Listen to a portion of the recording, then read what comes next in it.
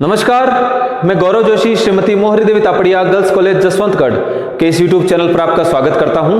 हम पढ़ रहे हैं अकाउंटिंग फॉर इन्वेस्टमेंट्स, विनियोगों का लेखांकन। अब तक हमने इस चैप्टर में बात की है कि जो विनियोग है, विनियोग आय कमाने के लिए किए जाते हैं, अपनी बचत का कहीं निवेश किया जाता है, विनियोग किया जाता है। और विनियोग दो प्रकार के होते हैं, एक तो स्थिर आय वाले विनियोग और दूसरा परिवर्तनशील आय वाले विनियोग। अगर ऋण पत्रों में, बॉन्ड्स में विनियोग किया जाता है, इन्वेस्टमेंट किया जाता है, तो इनसे एक स्थिर आय ब्याज के रूप में प्राप्त होती है, इसलिए इनको स्थिर आय वाले विनियोग कहा जाता है। अगर जो बचत है उसका विनियोग अंशों में किया जाता है तो अंशों पर जो है आय लाभांश के रूप में प्राप्त होती है, और लाभांश जो है वो एक प्रकार से परिवर्तनशील आय है, क्योंकि जो लाभांश है वो लाभांश कंपनी के लाभों पर निर्भर करता है। अगर कंपनी के लाभ किसी वर्ष अधिक हैं तो जो अंशधारी हैं उनको अधिक लाभांश दिया जाएगा, और अगर किसी वर्ष कंपनी के लाभांश कम है या कंपनी हानि की स्थिति में है तो जो है अंशधारियों को लाभांश कम दिया जाएगा, या ऐसा भी हो सकता है कि जो है किसी वर्ष लाभांश की घोषणा नहीं भी की जाए। तो इसलिए जो अंश हैं, अंशों में विनियोग जो है परिवर्तनशील आय वाले विनियोग कहलाते हैं। अगर कोई व्यक्ति अपनी बचत का निवेश करना चाहता है, विनियोग करना चाहता है, तो वो प्रतिभूतियां यानी कि अंश या ऋण पत्र दो प्रकार से खरीद सकता है। या तो वो अंश या ऋण पत्र सीधे ही कंपनी से खरीद ले, जो निर्गमित करने वाली कंपनी है अंश या ऋण पत्र, उससे सीधा वो खरीद ले, या फिर पूंजी बाजार के माध्यम से अंशों या ऋण पत्रों में इन्वेस्ट करे। तो जब पूंजी बाजार के माध्यम से अंशों या ऋण पत्रों में इन्वेस्टमेंट किया जाता है तो ऐसा इन्वेस्टमेंट किसी ब्रोकर के माध्यम से, दलाल के माध्यम से किया जाता है। तो जब पूंजी बाजार के माध्यम से अंशों या ऋण पत्रों में इन्वेस्टमेंट किया जाता है तो यहाँ पर दो पक्षकार होते हैं। एक पक्षकार तो विक्रेता होता है जो अंश या ऋण पत्र बेचना चाहता है, और दूसरा पक्षकार क्रेता होता है जो अंश या ऋण पत्र खरीदना चाहता है। तो हम बात कर रहे हैं स्थिर आय वाले विनियोगों की। स्थिर आय वाले विनियोगों पर वर्ष में 2 बार जो है ब्याज का भुगतान किया जाता है। तो ऐसी दशा में प्रतिभूतियों का मूल्य, ऋण पत्रों या बॉन्ड्स का मूल्य जो है ब्याज सहित अथवा ब्याज रहित हो सकता है। ब्याज सहित मूल्य में ब्याज की गत देय तिथि, हमने बात की कि वर्ष में ब्याज का भुगतान 2 बार किया जाता है, तो जो गत देय तिथि थी ब्याज की, जो पिछली देय तिथि थी, उस तिथि से लेकर ब्याज की गत देय तिथि से विनियोगों के विक्रय की तिथि, विक्रय या क्रय की तिथि, तो ब्याज की गत देय तिथि से लेकर विनियोगों के विक्रय या क्रय की तिथि तक का जो ब्याज है वो उस ब्याज की राशि विनियोगों के मूल्य में शामिल होती है। तो ऐसा मूल्य ब्याज सहित मूल्य कहलाता है। अगर विक्रयकर्ता जो विनियोग को बेच रहा है वो ब्याज की राशि, ब्याज की गत देय तिथि से लेकर विनियोगों के विक्रय की तिथि तक के ब्याज की राशि, ब्याज का अमाउंट अगर क्रेता से अलग से वसूल करता है तो ऐसा मूल्य जो है विनियोगों का ब्याज रहित मूल्य कहलाता है। विक्रेता द्वारा हर हालत में ब्याज की राशि वसूल की जाएगी।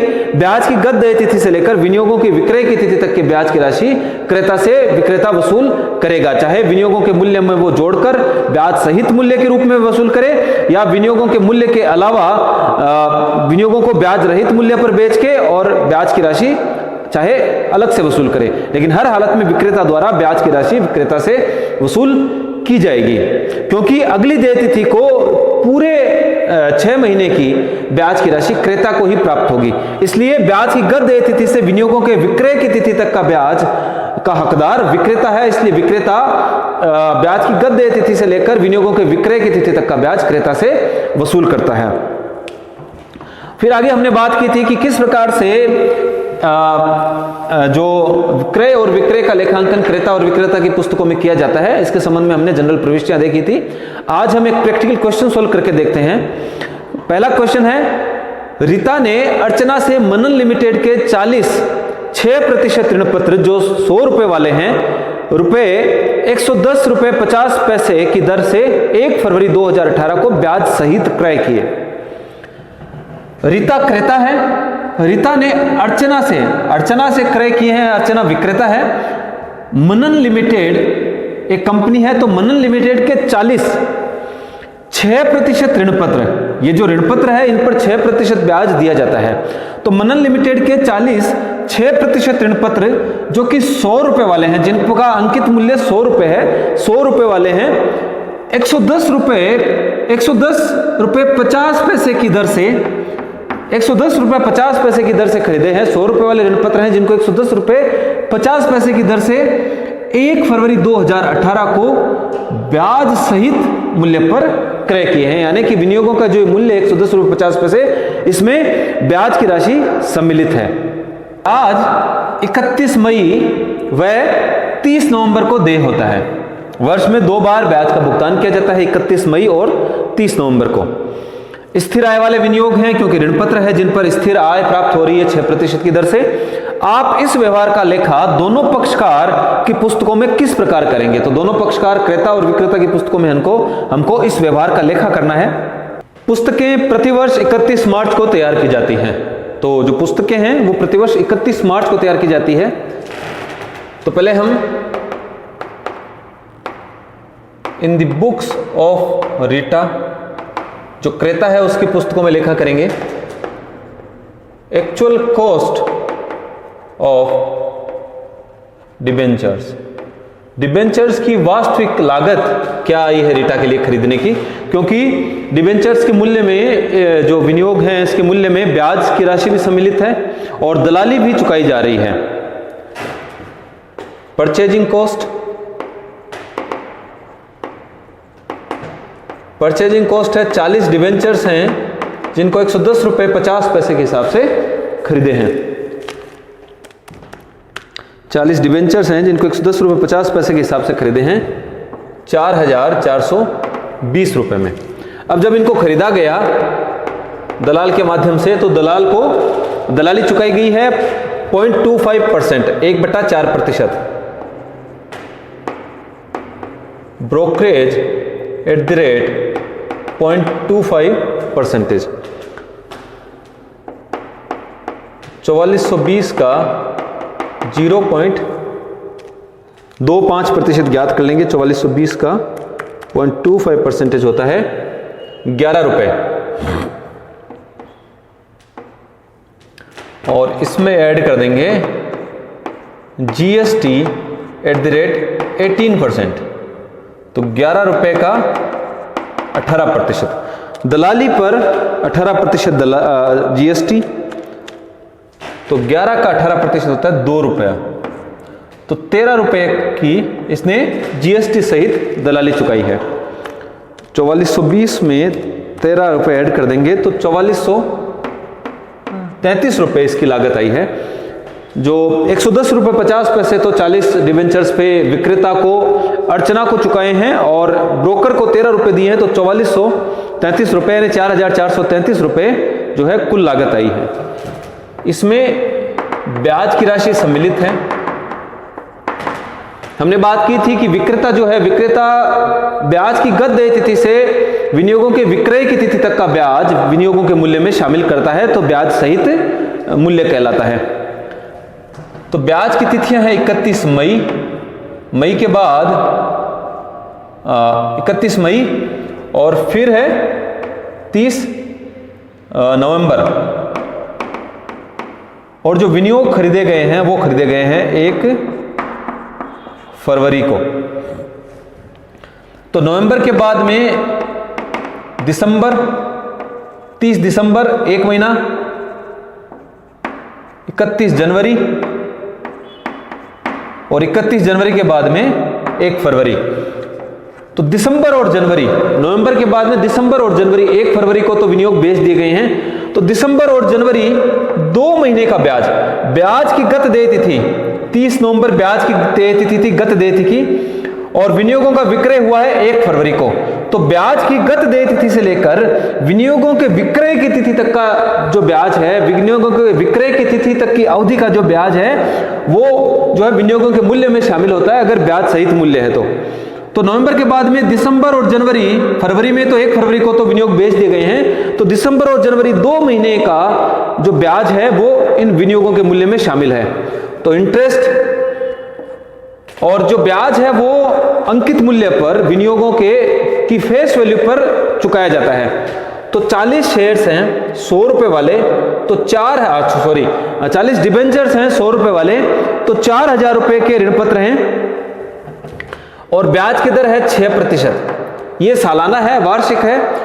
2 महीने का ब्याज ज्ञात करेंगे तो 2/12 कर देंगे। तो 4000 का 6% हुआ 240 रुपए, ये 12 महीने का है, तो 2 महीने का ब्याज होगा 40 रुपए। तो 40 रुपए जो ब्याज है, ब्याज की गत देय तिथि से लेकर विनियोगों के विक्रय की तिथि तक की अवधि का जो ब्याज है 2 महीने का, वो होता है 40 रुपए। तो 40 रुपए का ब्याज इसमें सम्मिलित है। तो जब ब्याज की राशि घटा दी जाएगी तो एक्चुअल कॉस्ट आएगी रिटा के लिए, खरीदने की जो लागत आएगी वास्तविक, वो आएगी 4433 में से 40 रुपए ब्याज की घटाए 4393 रुपए। तो एक्चुअल कॉस्ट है वो रिटा के लिए है 4393 रुपए। अब इसकी जनरल एंट्रीज करेंगे।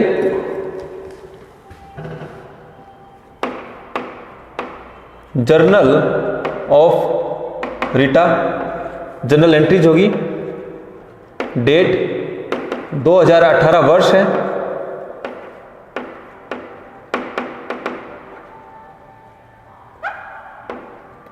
पर्टिकुलर्स, अमाउंट 2018 में 1 फरवरी को रिटा ने ऋण पत्र खरीदे हैं, तो एंट्री होगी 6% debentures of Manan limited account debit. Debentures को डेबिट किया जाएगा क्योंकि डिबेंचर्स एक प्रकार से संपत्ति है, विनियोग है। तो 6% debentures of Manan limited account debit. विनियोगों की वास्तविक लागत है 4393 रुपए। इन पर ब्याज भी चुकाया है, इंटरेस्ट अकाउंट डेबिट। 40 रुपए का ब्याज चुकाया है, 4393 रुपए विनियोगों का मूल्य है और 40 रुपए 2 महीने का ब्याज भी चुकाया है, ब्याज की गत देय तिथि से लेकर विनियोगों के क्रय करने की तिथि तक का। तो 40 रुपए का ब्याज चुकाया है। तो कुल मिलाकर टू बैंक अकाउंट, बैंक से जो पैसा गया है वो गया है 4433 रुपए का, 4433 रुपए का।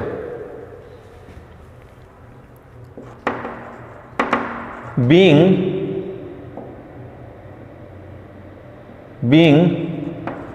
40 debentures purchased and interest paid to seller for 2 months। तो 40 डिवेंचर्स खरीदे गए हैं और ब्याज चुकाया गया है सेलर को, 2 महीने का ब्याज भी चुकाया गया है। नरेशन लिख दिया जाएगा। अब ब्याज की देय तिथि फरवरी के बाद में जो ब्याज की देय तिथि है वो 31 मई है, लेकिन पुस्तकें 31 मार्च को बंद कर दी जाती है। तो 31 मार्च के दिन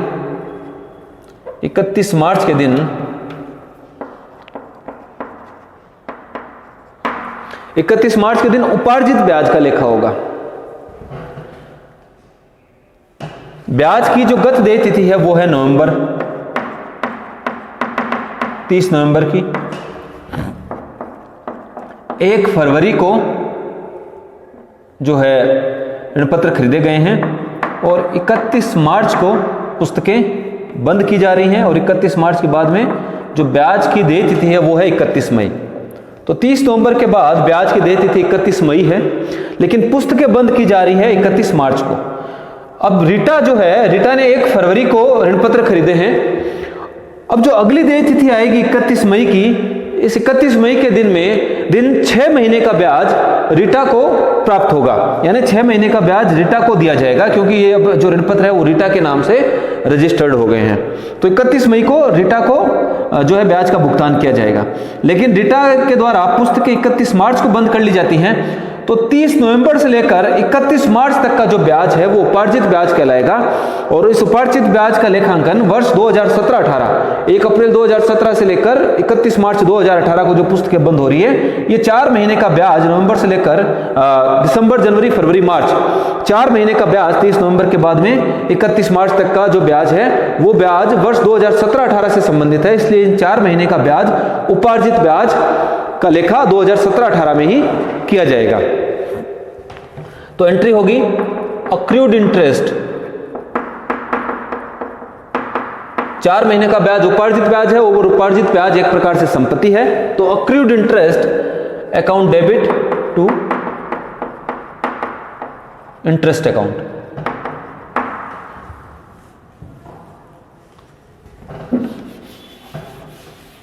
अक्रूड इंटरेस्ट का कैलकुलेशन कर लेंगे। Accrued interest on 31 March 2018। तो अक्रूड इंटरेस्ट 4000 के ऋण पत्र हैं। जो ब्याज है वो ब्याज अंकित मूल्य पर प्राप्त होता है, अंश ऋण पत्रों के अंकित मूल्य पर। तो 4000 के ऋण पत्र हैं जिन पर 6% की वार्षिक ब्याज की दर है। और अक्रूड इंटरेस्ट जो है फ्रॉम दिसंबर टू मार्च।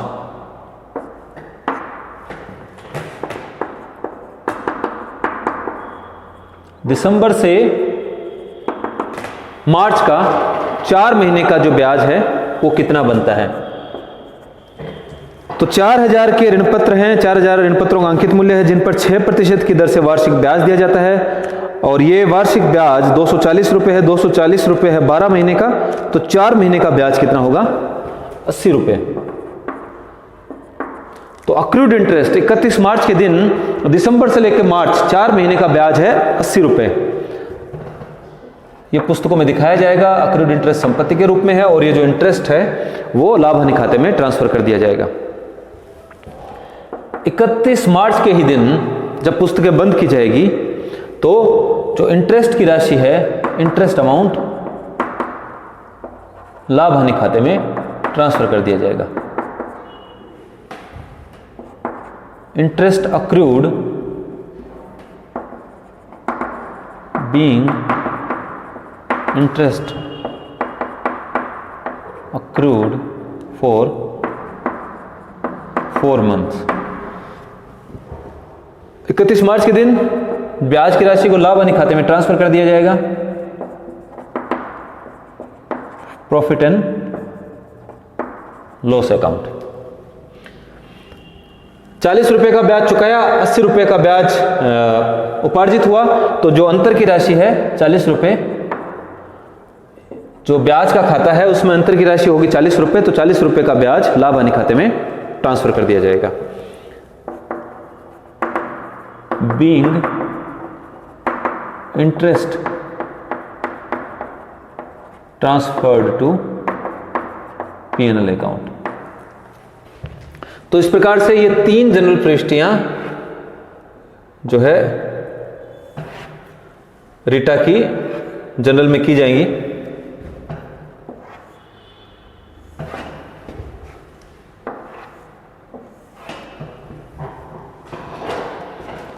अब हम अर्चना की पुस्तकों में लेखा करेंगे।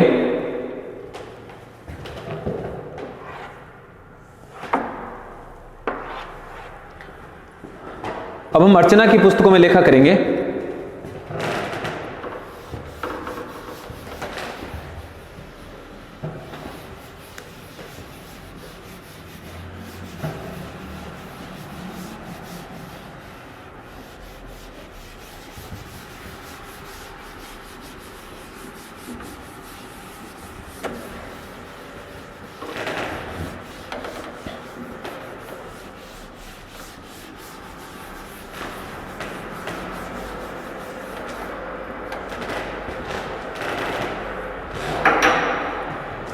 अर्चना सेलर है।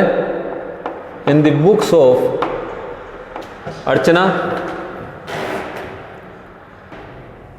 Selling value of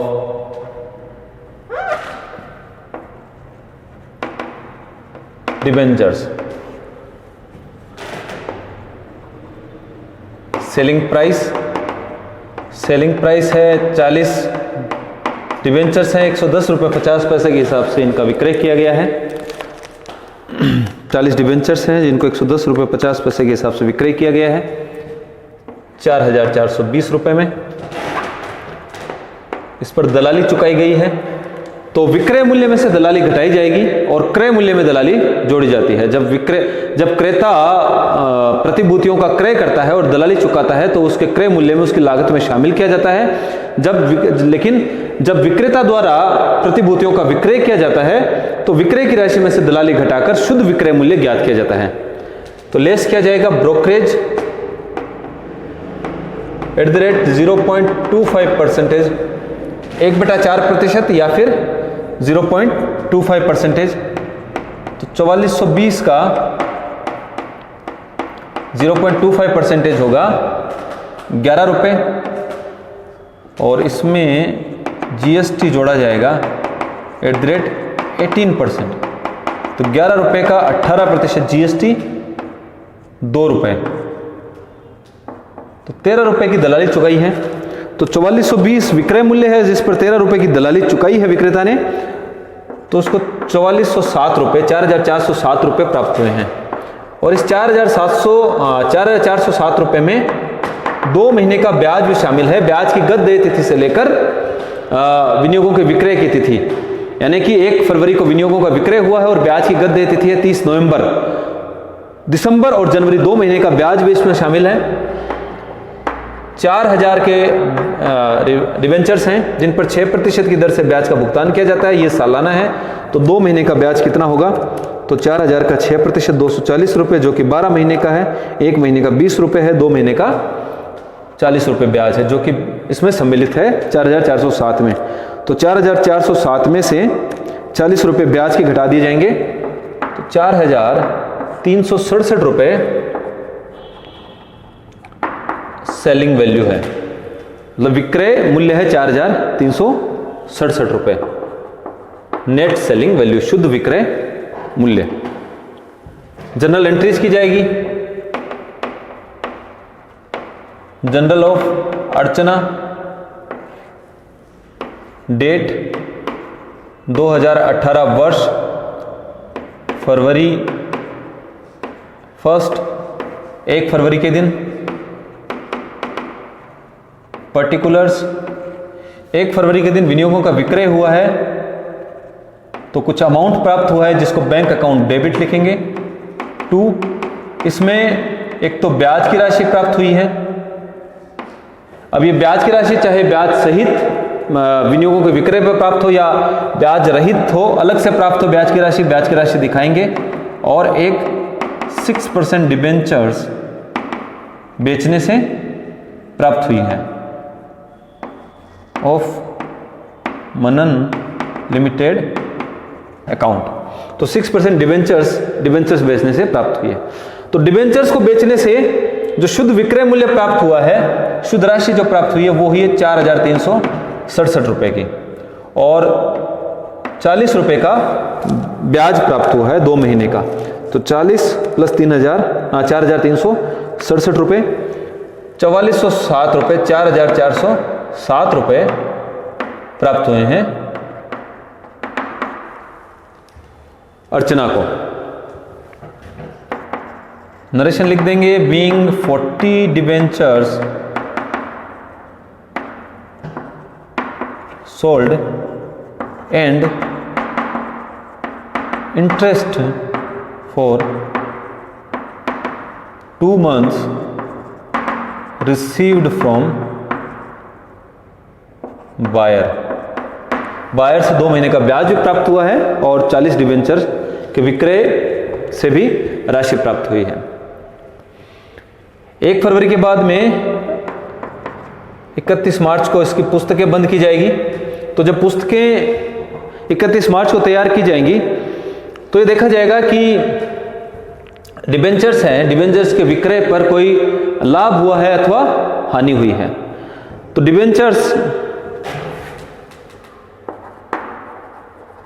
profit on cell of debentures, debentures के विक्रय पर लाभ हुआ है, net selling value, net selling value है 4,367 रुपये less face value of debentures, debentures का अंकित मूल्य है 4,000 रुपये, तो 367 रुपये जो है डिबेंचर्स को बेचने से लाभ हुआ है। तो अगर प्रतिभूतियों को बेचने से अगर कोई लाभ अथवा हानि होती है तो उसको लाभ हानि खाते में वर्ष के अंत में ट्रांसफर किया जाता है, लाभ हानि खाते में हस्तांतरित किया जाता है, और जो ब्याज की राशि प्राप्त हुई है उसको भी लाभ हानि खाते में ट्रांसफर किया जाता है। तो 31 मार्च को एंट्री की जाएगी इंटरेस्ट अकाउंट डेबिट, जो ब्याज प्राप्त हुआ है बायर से, रीटा से 40 रुपये, उसको लाभ हानि खाते में ट्रांसफर किया जाएगा, और 6% debentures of Manan limited account debit, Manan limited के 6% ऋण पत्र बेचने से 367 रुपये लाभ हुआ है। हमने ये माना है कि ये जो ऋण पत्र हैं अर्चना के द्वारा अंकित मूल्य पर ही खरीदे गए थे, 100 रुपये पर ही खरीदे गए थे, इसलिए 367 रुपये का विनियोगों को बेचने से भी लाभ हुआ है, और ब्याज और विनियोगों पर जो विक्रय से जो लाभ हुआ है उसको दोनों को लाभ हानि खाते में ट्रांसफर कर दिया जाएगा to profit and loss account. तो 367 रुपये और 40 रुपये, 407 रुपये को लाभ हानि खाते में ट्रांसफर कर दिया जाएगा। नरेशन हो जाएगा being profit on sale and interest transferred to P&L account. तो इस प्रकार से विक्रेता की पुस्तकों में, अर्चना की पुस्तकों में भी इस व्यवहार का लेखा कर दिया जाएगा। तो इस प्रकार से जो है विक्रेता के लिए नेट वैल्यू ज्ञात की जाती है, और इससे पहले हमने क्रेता के लिए भी एक्चुअल कॉस्ट ज्ञात की थी। तो इस क्वेश्चन में हमने देखा कि किस प्रकार से क्रेता के लिए एक्चुअल कॉस्ट ऑफ जो इन्वेस्टमेंट है ज्ञात की जाती है, और किस प्रकार से विक्रेता के लिए जो है नेट सेलिंग वैल्यू ज्ञात की जाती है, और किस प्रकार से दोनों की पुस्तकों में अकाउंटिंग एंट्रीज की जाती है, जनरल एंट्रीज की जाती है। तो आज के लिए इतना ही। मैं आशा करता हूं कि आज की क्लास में हमने जो क्वेश्चन सोल्व किया है वो आपको अच्छे से समझ में आया होगा। इस वीडियो को लाइक कीजिए, शेयर कीजिए, हमारे YouTube चैनल को सब्सक्राइब कीजिए। धन्यवाद।